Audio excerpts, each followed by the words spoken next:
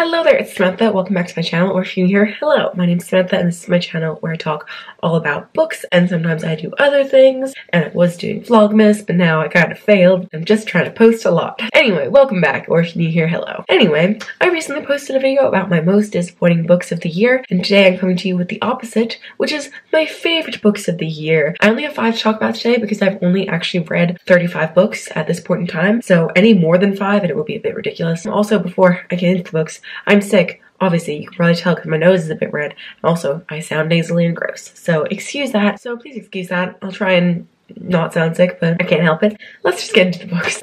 So the first book on my list is Again But Better by Christine Riccio. I know this is a bit of a controversial book because obviously Christine is a booktuber. If you don't know, she's Poland Banana Books. So I think a lot of people tend to shit on booktuber books because they're like, oh, people just giving good ratings because they like the book. No, I genuinely really enjoyed myself reading this book. I love contemporaries and I've barely read any this year, but this book was so much fun. If you don't know what this book is about, this book follows our main character Shane. She feels like she hasn't done university right. I believe she's in her 2nd year, so that would be her sophomore year. She's like 20 and she decides to go to London to do a semester there to try and do university again, but better.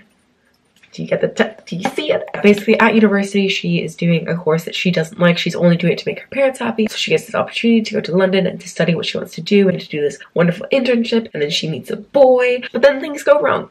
I'm not going to tell you what. And then there is an element of magical realism in this book. I just really enjoyed this book. I really loved the characters. I loved the London setting because I live in London. I've said this so many times, but I am a sucker for books that are set in London because of my personal attachments to London. So of course I loved the setting. I really enjoyed the plot twist, and just overall I thought that it was a really fantastic debut. I thought it was funny and lighthearted and it had a good amount of depth to it as well. It was a great time. I will say though, this book didn't actually get a 5 stars from me. I think I gave it 4.5 because the main character is very similar to Christine and that kind of threw me off a little bit. But if you get over that, I mean, I love Christine's videos and I love the personality that she has in her videos. I imagine that's what she's like in real life, but you know, everyone's a little bit different on camera. So the fact that I already knew her, like, it wasn't a big deal that I thought that Shane was really similar because I enjoyed Christine, so I enjoyed Shane as a character. It sounds weird to talk about a real person like that, but you know what I mean. Anyway, this book was really good, and this comes in at number 5 for me. The next book on my list was Tequila Kingdom by Alexandra Christo. I honestly did not think that I was going to enjoy this book, and I ended up loving it. If you don't know what this book is about, this book follows our main character Lyra, who is a siren. She is the Sea Queen's daughter, so she is next in line to be the next Sea Queen, and she hates humans. It also follows our other character Elian, or Elian, I don't know. I always called him Elian, and he is the heir to the most powerful kingdom in this world, but he also is kind of like a pirate and siren hunter, and I love pirate books. I am a sucker for pirate books. So he's a siren hunter, she's a siren, and their paths cross. It's a Little Mermaid retelling. It's just so fantastic because it has the classic Little Mermaid feel, which is one of my favorite fairy tales, but then also it's gruesome. When I say fairy tales, I mean like the Disney version. I've never actually read the original. I do want to. I ended up really enjoying this book a lot more than I expected. The one thing I will say is that I wasn't a huge fan of Lyra for the longest time, mainly because I think because she hates humans, so she was a very spiteful and hateful character for most of the book. But then she grew on me and I loved Elian, and I just really enjoyed the story a lot more than I was expecting, because the only reason I even picked it up was because I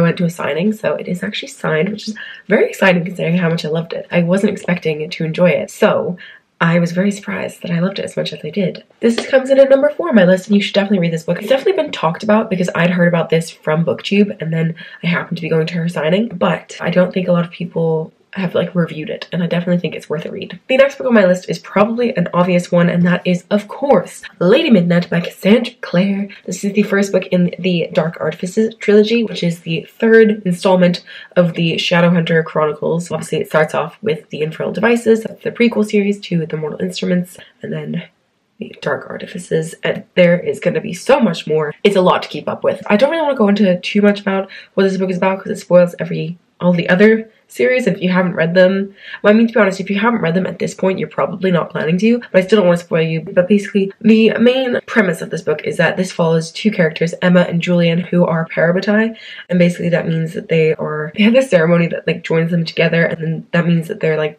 better fighters. They're like, it's a battle thing, mainly. It means that they work better together in battles and stuff like that. But they fall in love, and that is forbidden. So like the starting point for this book is that is the issue, but then so much more happens. I really enjoyed this book. This was definitely my favorite of the trilogy, which is odd because I find that normally first books tend to not be like the best ones, although this definitely was for me personally. I really enjoyed it. It's very action-packed and I loved seeing some of our old characters again. I really enjoyed getting to know the new characters, as well as like the Blackthorn family, because Julian is Julian Blackthorn and there are like loads of them and they don't have parents, and so that's very sad, but all of them are like, I don't know, they're mischievous and fun.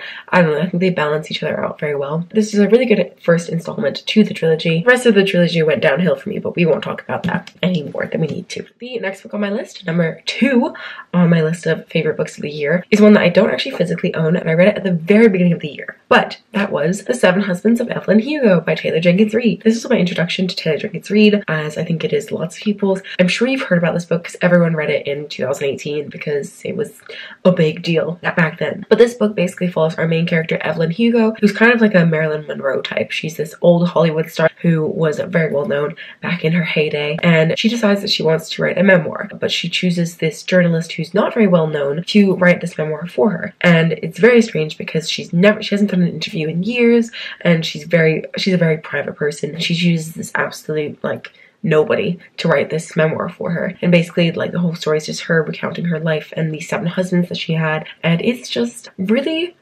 amazing. It was just so fascinating learning about her life, and Taylor Jenkins Reid does a really fantastic job of making these characters feel very real. Like I honestly felt like she was a real person, and I actually got the same thing with Daisy Jones and the Six. I also read that this year, although it wasn't my favorite. I preferred Evelyn Hugo. I still enjoyed Daisy Jones and the Six, but obviously not enough to make this list. In that book as well though, she did a fantastic job of making the characters seem real. Like I wanted to listen to Daisy Jones and the Six, but I couldn't because they're not real. So yeah, it was a fantastic book, as I'm sure you already know because this book is so talked about, so I'm not going to talk about it anymore, and let's just move on to my number 1 of the year. So I don't know if you guys will be able to guess because I have mentioned this in a couple of videos, so if you are a loyal watcher and have watched all of my recent videos, then I'm sure you'll be able to guess what this book is going to be. If you haven't been following my videos because maybe you're new here, then you might not know that my favorite book of the year was in fact Truth Witch by Susan Dennard. I would like to preface something before I continue talking about this book.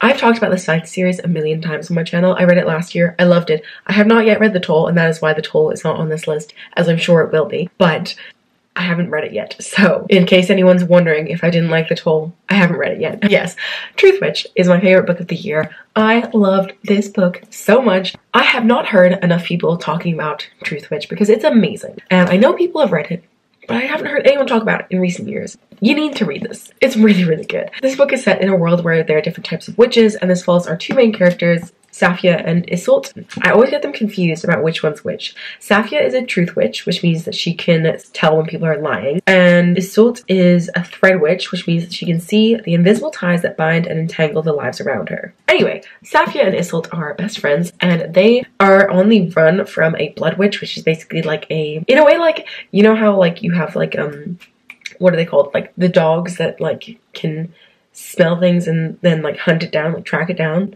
I don't know what that's called, but basically a blood witch is pretty much the same in that he can get the smell and then hunt them down. They're on the run from a blood witch. They also encounter Prince Merrick, who is a wind witch. So they're on the run from this blood witch, and again, it's on a ship, so it has that like a piratey vibe to it, and then witches and magic, and it's pretty complex, so it takes a while to get into the story, but once you're in it, it's so good. There's such a strong friendship. There's a hate to love romance, which I love, and it was just fantastic, and I cannot wait to continue on with the series, although I won't be doing that until I'm back from Mexico again, because I'm going again. I know I talk about Mexico all the time, but it's because it's a big part of my life right now, okay? And my camera is dying, so let's wrap this up quickly. Thank you so much for watching this video. I hope you liked it, and if you did, please give it a thumbs up. If you're new here, feel free to subscribe down below, and please let me know some of your favorite books down below. I would love to know. Maybe some of your favorites are also some of mine, but like from previous years. Who knows? I don't know. But yes, that is everything for today's video, so I'll see you very soon with another one. Bye!